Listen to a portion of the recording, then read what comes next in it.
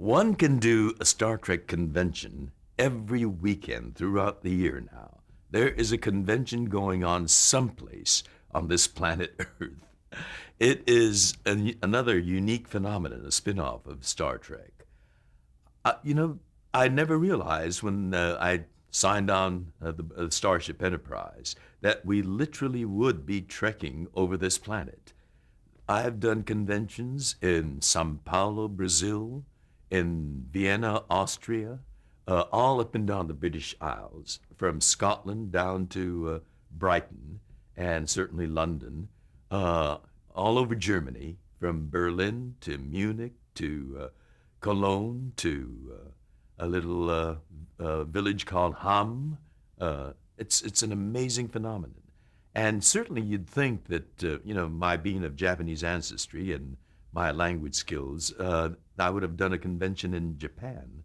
But it wasn't until this year, the year 2004, that I did my first Star Trek convention in Japan, in Toyama, Japan.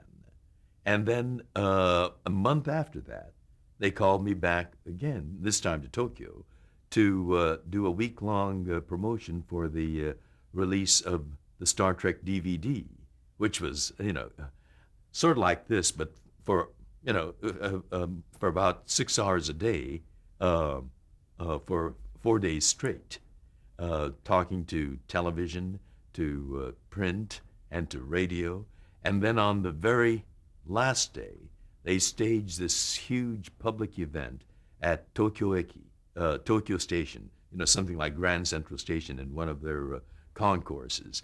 And they had a bevy of yeomen in the short outfit and a very rambunctious Japanese comedian as dressed up in Starfleet uniform as the master of ceremonies. And in the audience were, of course, the de rigueur Japanese Klingons. It was an amazing experience. But this year was the first time that I've had those Star Trek experiences in Japan.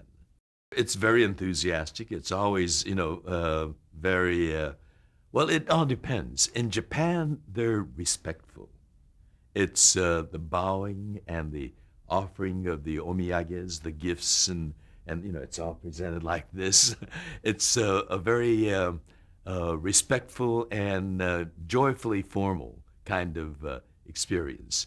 There are national characteristics to the conventions in the various countries. The Italian conventions are very free-form and energetic and lots of singing and lots of, joy, expressiveness. The German conventions tend to be very organized, very disciplined, and almost militaristic. The British love to queue. They queue for everything, and they're very patient. And I'm an Anglophile. I went to school in England as well, and so there's a very warm spot in my heart for the British people.